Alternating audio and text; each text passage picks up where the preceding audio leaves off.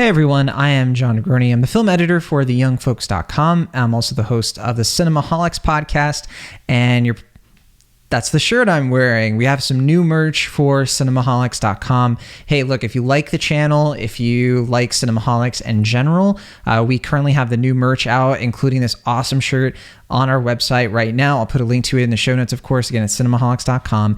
And yeah, you can check out our merch. We have t-shirts and hoodies and all that fun stuff.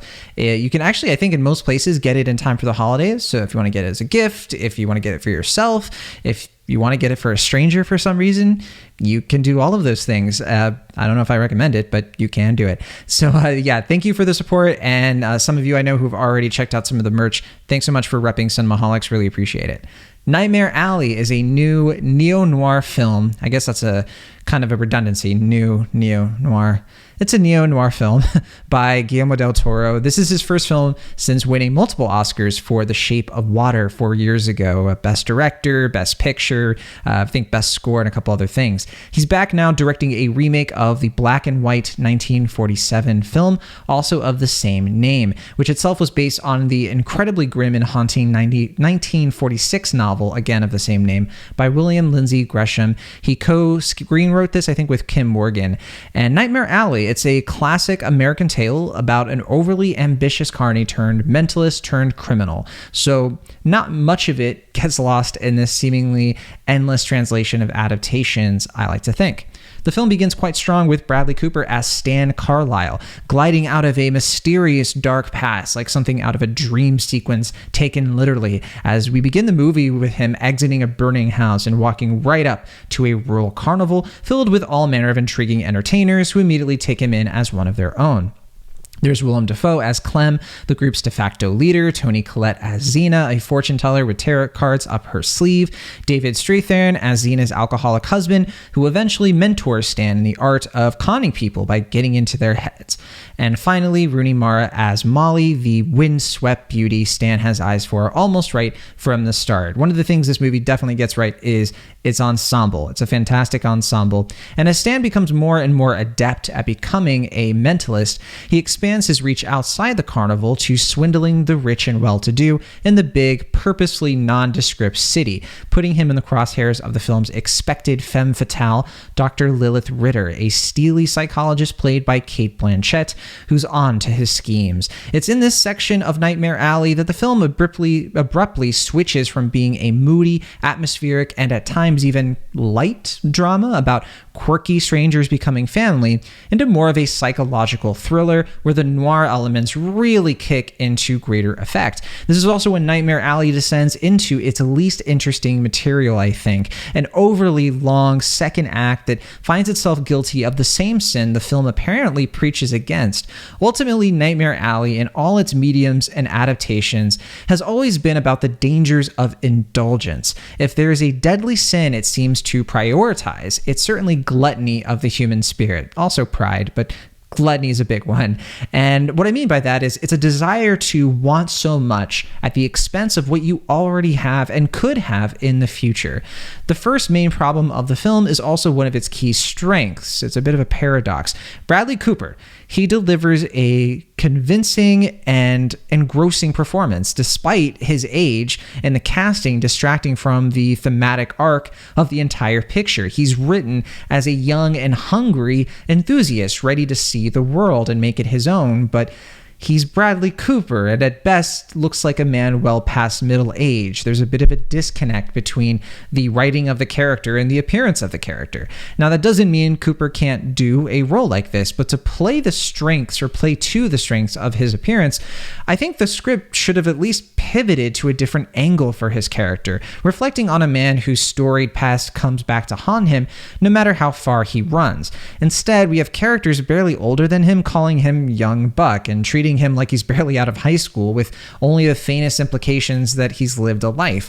Now, I don't know if some of that has to do with Tyrone Power playing the role in the original Nightmare Alley.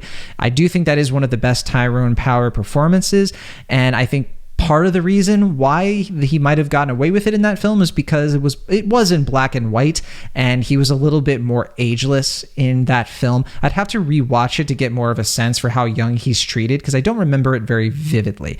But that is a very good film. If you haven't seen Nightmare Alley, I think you can watch it because it's in the public domain on maybe even YouTube right here. I do recommend it. Good film.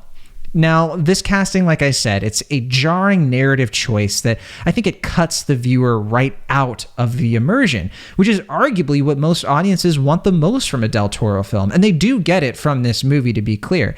And this is a film, by the way, that it's clearly inspired by not just the noir genre by way of Fallen Angel, but Tim Burton at his most 90s. So I do think, despite what you might think of the casting of Bradley Cooper and those things, it is a little distracting, but there's so much going for this movie that if you can forgive it that, then you can kind of keep up with what the film is doing in other places. I think you'll be okay.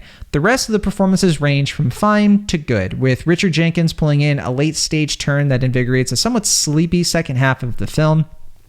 Tim Blake Nelson comes in at truly the last minute to round out the film's impacting ending. And honestly, if you can't nail the ending of Nightmare Alley, which has long been one of the most resonant, leave the theater like you just witnessed something important finales, then I don't think you have any business, diving into this funhouse mirror of pitch black noir.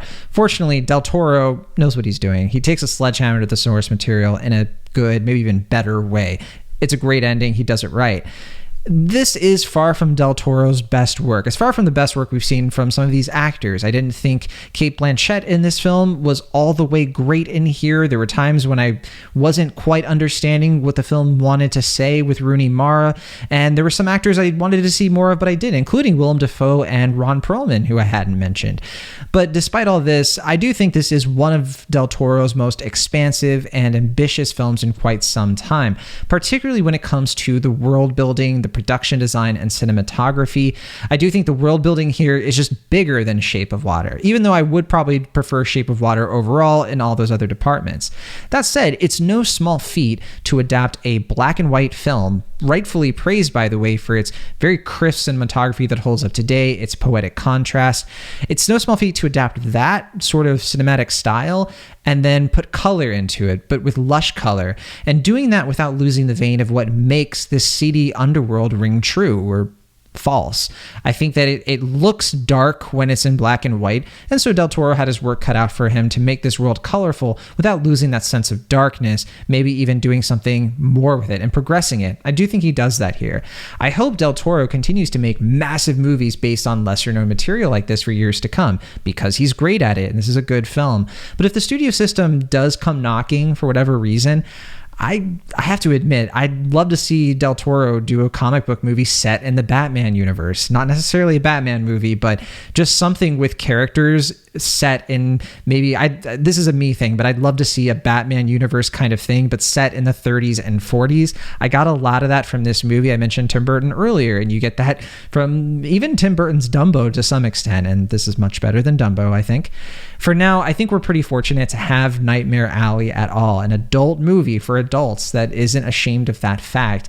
And I think it's an attraction, certainly worth its ticket price. I would just manage your expectations so you don't feel like you were swindled.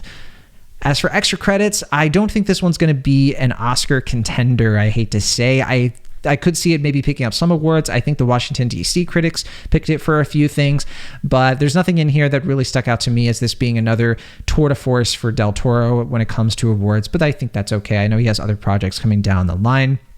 I mentioned a bunch of the performances already. The only other thing that I would want to mention that I kind of didn't is I kind of want to actually emphasize Tyrone Power first of all, but also this source material. It's very dark source material. I do recommend, if you do watch the original and if you're aware of the novel, there's a fascinating story behind this movie, how it got made, how Tyrone Power was able to get 20th Century Fox to turn this into a movie, because it is so unlike the films of that era, and it is a very avant-garde film, and it's kind of fascinating to see how it translates all these decades later. I think that it works in some ways, and in some ways I do kind of wish Del Toro had done maybe different things. And yeah, It is a long movie. Like I said before, you can probably feel the length depending on how into it you are.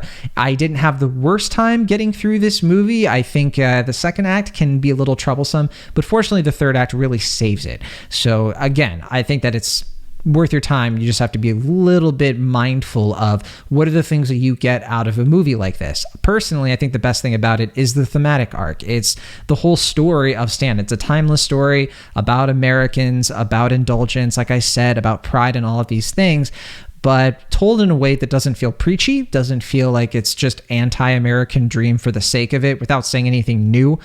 We get lots of stories like that. So when we do, I always like to see a film do something a little bit different with that.